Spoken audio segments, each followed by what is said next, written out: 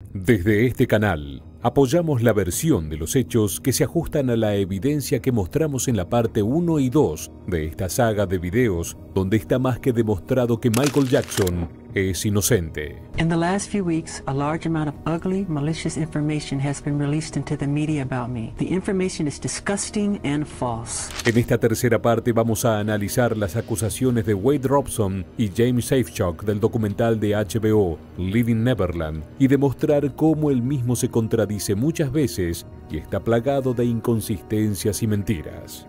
Y además, mostrar de manera definitiva por qué se tratan de intentos de arruinar su imagen con el fin de quitarle dinero aún después de muerto.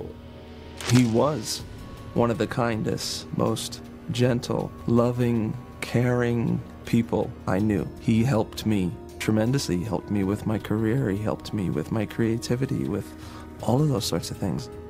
And he also used me. A lo largo de su vida, como ya vimos, sufrió ataques que padeció durante años y que condujeron al artista al peor de los escenarios.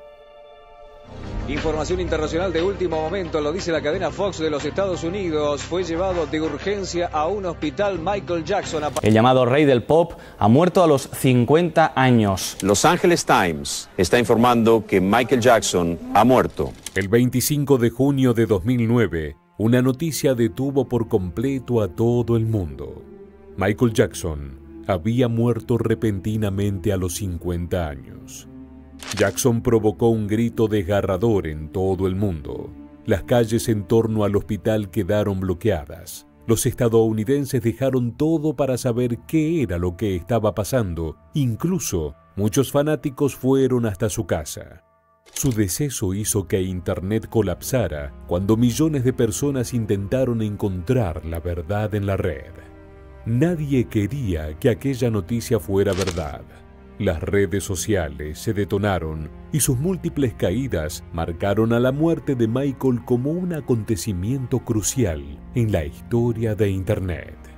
Así es, todo lo que rodea su fallecimiento sigue siendo materia de investigación y debate.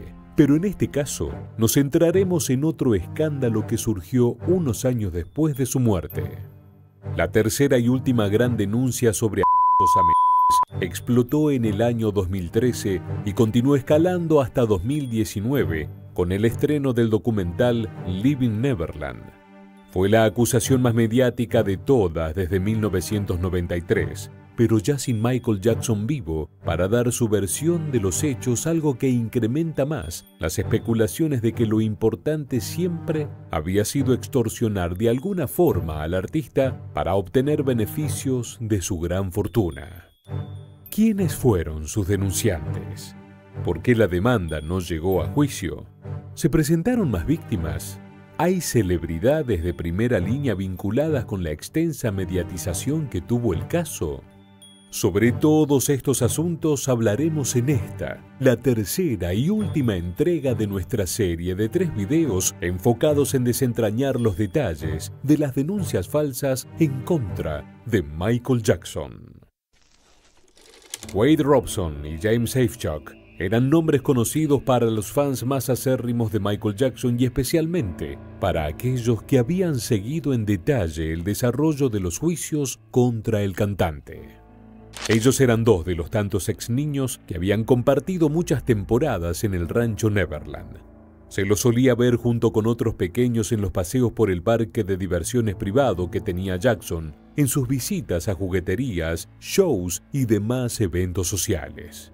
Pero además de la cercanía que habían tenido con el artista en su infancia, tanto Robson como Safechuck habían testificado a favor del cantante en las audiencias por los supuestos abusos sexuales a Jordan Chandler y Gavin Arvizo. Robson incluso lo había hecho en ambas oportunidades. Pero algo había cambiado casi 2 décadas después del primer caso. En 2013, Wade Robson cambió diametralmente su postura sobre Jackson y pasó de defenderlo ante la corte a presentar una demanda. Y nada menos que otra vez por reiterados sexuales que lo tenían ahora a él como una supuesta víctima. Pero, ¿quién es Wade Robson? Se trata de un coreógrafo y bailarín de origen australiano, que desde muy pequeño quiso abrirse paso en el mundo de la música. Desde los 5 años, Wade demostró un gran talento para el baile y sus padres se encargaron de fomentar su pasión por la danza de todas las formas posibles. Cuando apenas tenía 9 años, realizaba no menos de 14 shows por semana con la compañía de baile australiana en la que participaba y eventualmente su talento llamó la atención de Michael Jackson durante una gira. La madre de Wade fue una de las principales artífices para llegar hasta Michael Jackson e insistentemente le pidió al rey del pop que los ayudase para poder irse a vivir a Estados Unidos, donde suponían encontrar muchas más oportunidades laborales para su hijo. En un principio, Wade viajó con su madre a Estados Unidos, mientras su padre permanecía en Australia. Durante ese tiempo, la mamá de Wade no dejó de buscar sitios en los que su hijo pudiera desarrollar su pasión y, en otras palabras, que también empezara a trabajar de eso y convertirse en el sostén económico de la familia. A la vez, el vínculo con Michael Jackson se estrechaba. Durante un tiempo, Wade fue pareja de una sobrina del cantante y mientras desarrollaba su carrera bailando junto a Britney Spears y NSYNC, fue un habitué en el entorno de Jackson. Después del juicio de 2003, en el que Wade fue uno de los principales testigos de la defensa de Michael, el vínculo siguió siendo fuerte. En 2003, Wade aparece en televisión para defender a Michael Jackson públicamente de las acusaciones que estaba sufriendo. Are you still friendly with Michael? Yeah, we still talk every couple months, catch up. You do, really? Yeah. Well, what's he like? What's he like? He's a good guy. Is he a good guy? Yeah. Show me where he touched you. Nothing ever like that? No nonsense, no shenanigans? But he's a weird guy, you have to admit. En 2005 se convierte en el principal testigo del juicio y defiende nuevamente a Michael en una tormenta demoledora de preguntas sexualmente explícitas. Así es, desde 2005 en adelante, Wade siempre apoya y defiende a Michael Jackson de manera pública y privada. Durante el juicio, Wade Robson incluso le pidió permiso a Michael Jackson para casarse con su mujer en Neverland, pero no pudo hacerlo, dadas las complejas circunstancias en las que se encontraba Michael en ese momento. Pero luego sí lo concretan e incluso llevan a sus hijos para que conozcan el rancho de Neverland. En 2007, Wade y su esposa graban un cortometraje en Neverland. Wade agradece a Michael Jackson que le dejase utilizar el rancho al que llama Tierra Sagrada. Sí, así es, llama Tierra Sagrada al lugar donde él más tarde diría que fue abusado en múltiples ocasiones. Un poco contradictorio, ¿verdad? Pero bien, dejemos los juicios de valor para más adelante. Continuando con la historia, algo se quebró luego de la muerte de Jackson. Wade primero se mostró molesto por no haber sido invitado al funeral y en 2011 intentó por todos los medios conseguir un lugar en la puesta que el Circo del Sol haría en honor a Jackson. Pero no tuvo éxito y aquello lo enfureció muchísimo. Aunque participó en un homenaje al cantante junto a la hermana del astro Janet Jackson y también publicó un libro en el que hablaba maravillas de su relación con el rey del pop, después de aquel rechazo en la compañía circense, su supuesta buena relación con Michael dio un giro absoluto. Según trascendió alrededor de 2012, Wade empezó a escribir un segundo libro, pero en el que contaba detalles muy diferentes de su vida con Jackson de los que había mencionado hasta en ese momento. En esas páginas detallaba numerosos de los que había sido víctima cuando era apenas un niño. Distinto a lo que podría suponerse, sus denuncias no explotaron en los medios al instante. Por el contrario, Wade encontró serias dificultades para que alguna editorial quisiera publicar el manuscrito que había hecho y de pronto se encontró ante un callejón sin salida. Al parecer, la negativa de las empresas no se debía a que fuera difícil vender un libro con ese contenido, más bien todo lo contrario, sino porque Robson pedía demasiado dinero para ser un autor sin ningún otro libro publicado anteriormente. No sabía cómo hacer para contarle al mundo la denuncia que traía entre manos y de la que, según contó después, habría tomado conciencia recién a los 30 años. Esto durante distintas sesiones de terapia en las que habría escarbado sobre antiguos traumas que hasta ese momento no había detectado como tales. Mira vos, un adulto, un hombre maduro ya con 30 años, donde había tenido varias relaciones. A ver, de verdad te pregunto, con una mano en el corazón, ¿vos creés que de verdad Wade no se haya dado cuenta mucho antes de esta situación? ¿Por qué justo se da cuenta a los 30 años que fue abusado luego de que lo rechacen de los homenajes a Michael y que no le dieran trabajo? ¿Tiene algo de lógica todo esto? Para mí puede que el incentivo de algunos billetes le hayan querido refrescar la memoria de algo que no había ocurrido más que en su imaginación. Pero bueno, ¿vos qué pensás? De todos modos, te invito a que vayamos a los hechos y pruebas para que entendamos bien lo que decimos del por qué Wade estaba mintiendo. Como te mencioné, Wade decidió demandar al cantante e iniciar un camino legal que finalmente no le sería tan redituable como unos años después fue la vía mediática. En concreto y para ser claros, Robson denunció que Jackson había abusado de él entre los 7 y los 14 años, tanto en 2 visitas que Wade y su familia habían hecho a Estados Unidos, como en la época en que estuvo viviendo junto al cantante en Neverland. También afirmaba que no había tenido plena conciencia de los abusos hasta el año 2012 porque habría sido sometido a un lavado de cerebro por parte de Jackson y que eso implicó un largo proceso de terapia psicológica que le habría permitido poner en palabras lo que habría vivido en su infancia. How old were you when it started? 7. And how long did it last? Till about 14. Now, when you testified in 2005, and you took the stand and you raised your right hand and you swore under oath that nothing sexual ever happened between you and Michael Jackson. Yeah. Why did you lie? On line 18, you're asked, Mr. Robson, did Michael Jackson ever molest you at any time? And you said, absolutely not, correct? Correct. And that was a lie, right? That was a lie, yeah. Okay. On line 21, you're asked, Mr. Robson, did Michael Jackson ever touch you in a sexual way? And you responded, never, no, correct? Correct. And that was a lie, correct? That was what I had rehearsed with Michael. And you now claim that that was a lie, correct? That was not the truth, yeah. Michael told me that we loved each other and that this was love, that this was an expression of our love. And then you'd follow that up with, but if you ever tell anyone what we're doing, both of our lives and our careers will be over. Cuando se anunció el homenaje a Michael Jackson por parte de la compañía del Circo del Sol, las denuncias de Wade saltaron al ojo público. De nuevo, todos los medios de comunicación ponían el ojo sobre un nuevo escándalo sexual que esta vez irrumpía ya con su principal acusado, muerto hacía tiempo.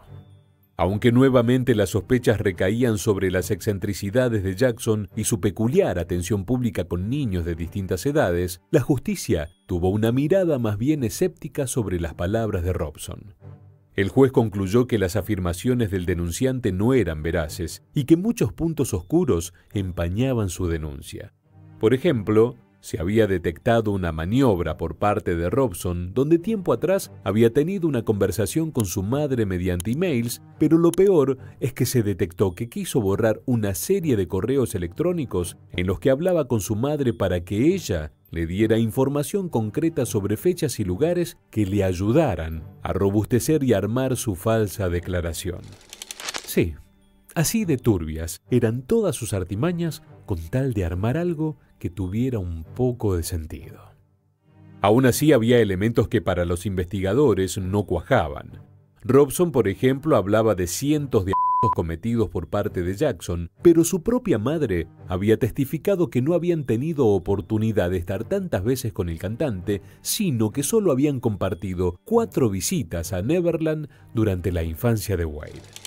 El denunciante iba más allá en algunas de sus acusaciones e incluso llegó a plantear una teoría escalofriante, que las varias empresas vinculadas a Jackson conformaban una suerte de red de captación de menores, una suerte de maquinaria millonaria puesta a merced de la pedofilia.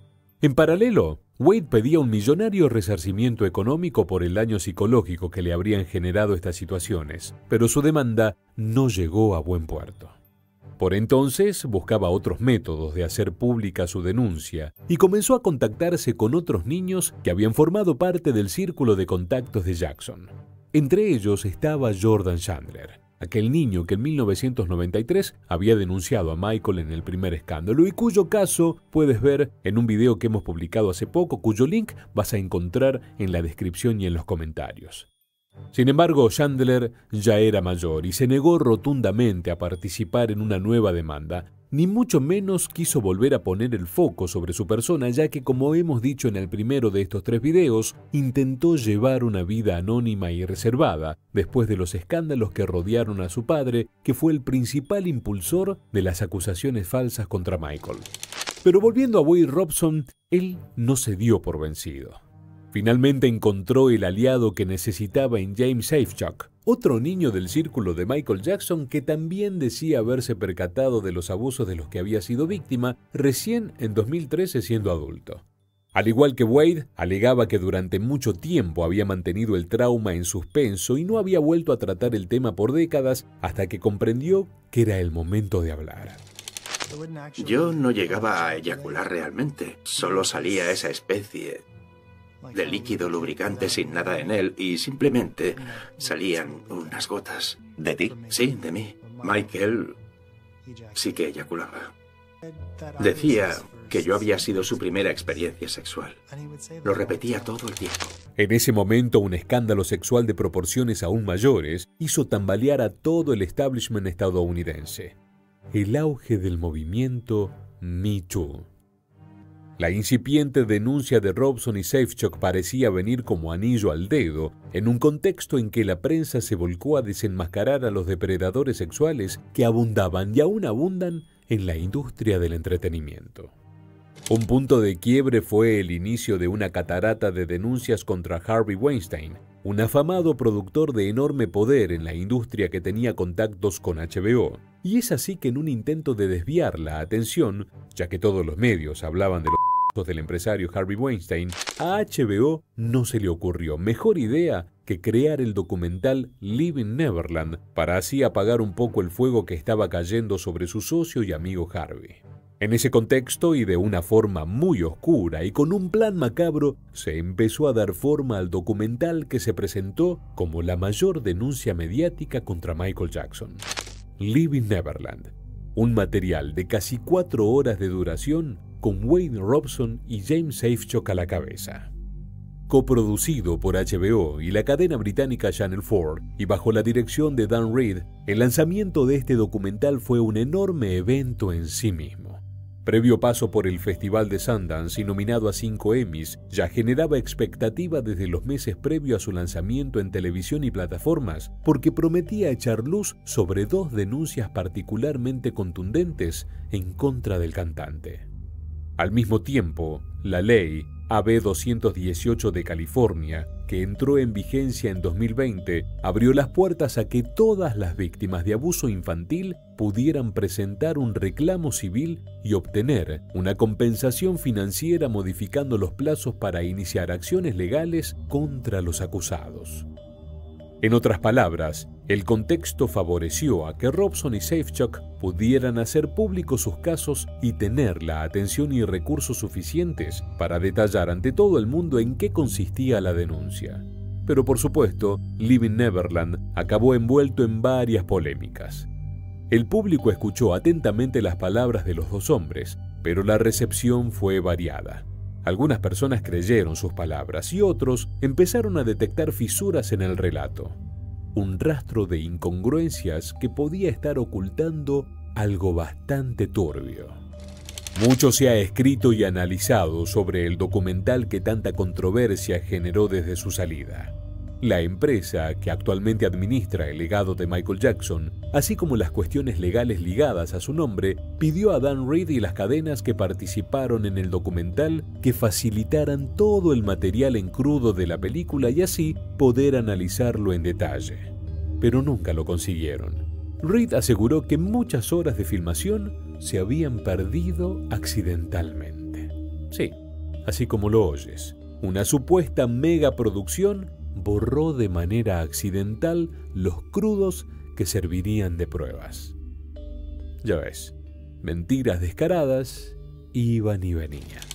No obstante, muchos fanáticos e investigadores sobre la vida y obra de Michael Jackson se sumergieron en detalles del documental que resultaban extraños.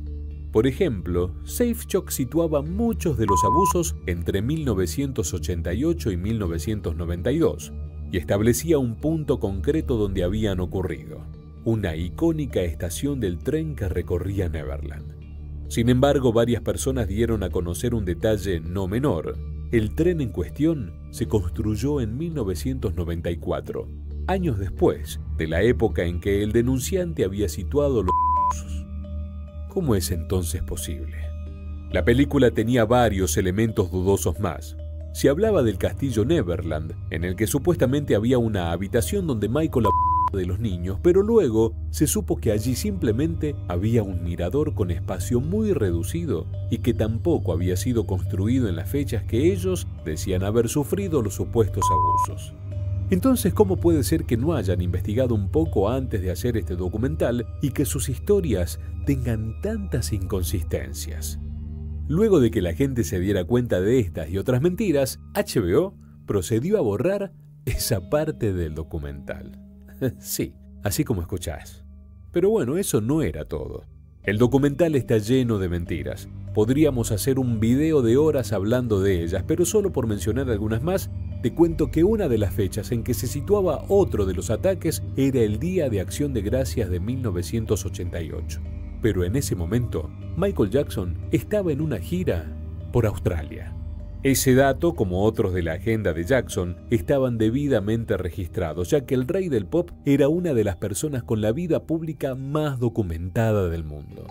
También había cuestiones que no encajaban entre la primera demanda de Robson y Safechuck y el relato que presentaban en el documental. Inicialmente Robson había planteado que el primer abuso por parte de Michael había sido en la primera noche que pasó en Neverland, pero en el documental planteó que el episodio se dio en una breve temporada en que su familia se fue de viaje a El Gran Cañón y él se quedó en la residencia con Jackson. Wade afirmaba que se había quedado solo con el cantante mientras su familia estaba de vacaciones, pero más tarde la propia madre del denunciante aseguró que el entonces niño sí había ido con ellos al Gran Cañón.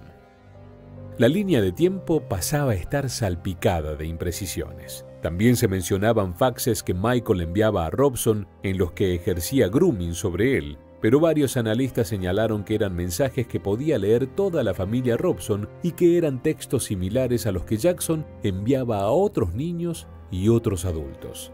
Pero el punto más turbio con respecto al documental lo dejó entrever otro hombre mencionado en Leaving Neverland y que se plantó fuertemente en contra de lo dicho en la película. Brett Barnes era otro de los niños que formaban parte del círculo más cercano a Jackson. Se lo podía ver junto al astro en constantes paseos por sus propiedades, en videos y otros eventos sociales. En el documental hay una alusión bastante directa a que Barnes podría ser otra víctima de abuso, tal como lo sugiere el propio Robson al final de la primera parte del documental. Barnes, que conoció a Jackson durante la gira Bad y cuyos padres también se habían contactado con el cantante para establecer algún tipo de vínculo similar al caso de Robson, tuvo una reacción llamativa al saber que sería parte del mencionado documental, siendo que en su momento se había negado a participar voluntariamente. En innumerables ocasiones, Barnes negó haber sido víctima de abuso por parte de Jackson, ratificó su apoyo y confianza con el cantante y hasta solicitó formalmente no ser nombrado en la película. Sin embargo, su nombre e imagen siguen presentes y de golpe quedó involucrado en una situación sobre la que se expresó principalmente en su cuenta de Twitter. Algo similar, aunque de perfil más bajo, ocurrió con Macaulay Culkin, quien volvió a sostener en algunas oportunidades su apoyo a Jackson y dijo no haber sido nunca abusado por el cantante.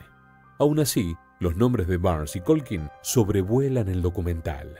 Un descaro como usan la imagen de otras personas, siendo que ellas mismas piden no ser utilizadas y que además mienten en lo que dicen sobre ellas. Pero, ¿qué más hay por detrás del sonado lanzamiento de esta película?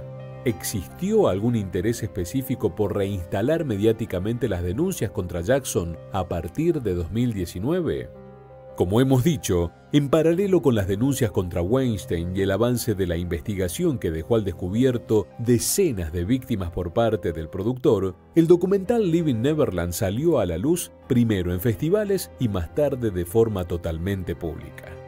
Para el lanzamiento en televisión, se preparó un gran evento en vivo presentado por Ofra y en el que también se contó con entrevistas en el estudio a Robson y Safechuck.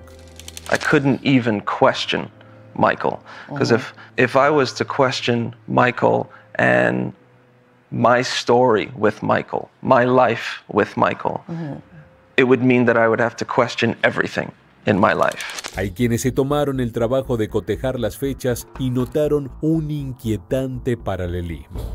Cada vez que había alguna novedad sobre el caso Weinstein, se lanzaba algún anuncio referido al estreno de Leaving Neverland o se daba a conocer una nueva revelación del material que mostraría. Pero, ¿a qué podía responder esto? En la figura de Ofra podría estar la clave para comprenderlo. Hacía varios años que Harvey Weinstein, el empresario de quien hablamos anteriormente, intentaba limpiar su imagen y se cree que contrató a algunos periodistas de portales como TMZ y otros medios influyentes para hurgar en escándalos ajenos que pudieran relativizar o desviar la atención de sus propias acusaciones, como ya mencionamos. Existe la teoría de que por ese lado podría haber venido el dinero para financiar el documental Leaving Neverland, aunque estas cuestiones, por supuesto, nunca quedaron del todo claras. ¿Por qué HBO querría limpiar la imagen de un productor que finalmente fue condenado y calificado como depredador sexual? Algunos trazan varios puntos de contacto. Por un lado, Ofra era públicamente amiga de Weinstein hacía ya muchos años y no fueron pocos los que acusaron a la presentadora de haber encubierto o cuanto menos omitido hablar de los delitos constantes que el productor cometía contra la integridad sexual de otras mujeres. A su vez, habría más pistas. Otro amigo muy cercano a Weinstein era Richard Plepler. ¿Y quién es él? Nada menos que el CEO de HBO. Las teorías que atraviesan Leaving Neverland son muchísimas y es claro que hay secretos que probablemente nunca sean revelados. También vale remarcar qué pasó en los años que siguieron y quiénes salieron a respaldar o cuestionar las palabras de Robson y Safechuck. Por ejemplo, los custodios, que durante años fueron una sombra de Michael Jackson, lo defendieron siempre. Dicen que jamás observaron ningún comportamiento inapropiado con los niños ni actitudes por parte del cantante que pudieran sugerir algún tipo de corrupción hacia ellos. Conocí que él no era la persona reflejada muchas veces en los medios y sentí que yo podía contar y aprovechar mi conocimiento para contarle realmente al mundo cómo Michael Jackson era realmente una buena persona. El ya mencionado Brett Barnes se mantuvo firme también en su defensa y lo que resulta más sorprendente es que de 2019 a esta parte no hayan aparecido nuevas denuncias. Sí se ha seguido investigando el caso por diferentes vías, pero a nivel legal no ha habido mayores avances. El FBI intervino en el caso, pero no se arrojaron pistas que den mayor desarrollo a las denuncias. Otros documentales también fueron estrenados con el objetivo de plantear puntos de vista alternativos a la narrativa expuesta en Leaving Neverland, como Square One de la plataforma Amazon Prime. Por su parte, Robson y Safechuck llevan adelante un podcast en el que relatan sus experiencias y el modo en que viven actualmente ya con familias conformadas. A su vez, se expresaron públicamente en contra de la biopic de Michael Jackson que se estrenará en 2025 y calificaron este proyecto como propaganda para limpiar la imagen del astro. Lo cierto es que las acusaciones contra Michael Jackson siguen dando de qué hablar a pesar de los años que han transcurrido desde la muerte del cantante. Es posible que así sea por muchísimos años más, alimentando la curiosidad, pero también el morbo de los millones de espectadores que siguen ansiando encontrar una verdad en uno de los casos más impactantes de la historia moderna de la música. Sin duda alguna, nada puede borrar la marca que el rey del pop ha dejado en medio planeta Tierra. Tal es así que al día de hoy, a pesar de los sospechosos y deliberados intentos por demostrar su supuesta culpabilidad, no solamente los millones de fans, sino amigos, conocidos e incluso niños que pasaron mucho tiempo con él, afirman que Michael Jackson fue una gran persona con un gran corazón, y por ello, desde este canal, le devolvemos un poco de todo el amor y la magia que nos transmitió durante su vida en cada uno de los videos que hemos realizado en torno a su figura. Videos que te invitamos a que mires y también compartas. Gracias por ver hasta aquí y por habernos acompañado en esta saga de 3 videos sobre las falsas acusaciones en contra de Michael. Yo no me despido de vos, porque te invito a que le des clic a este video y nos veamos en el próximo. Hasta pronto.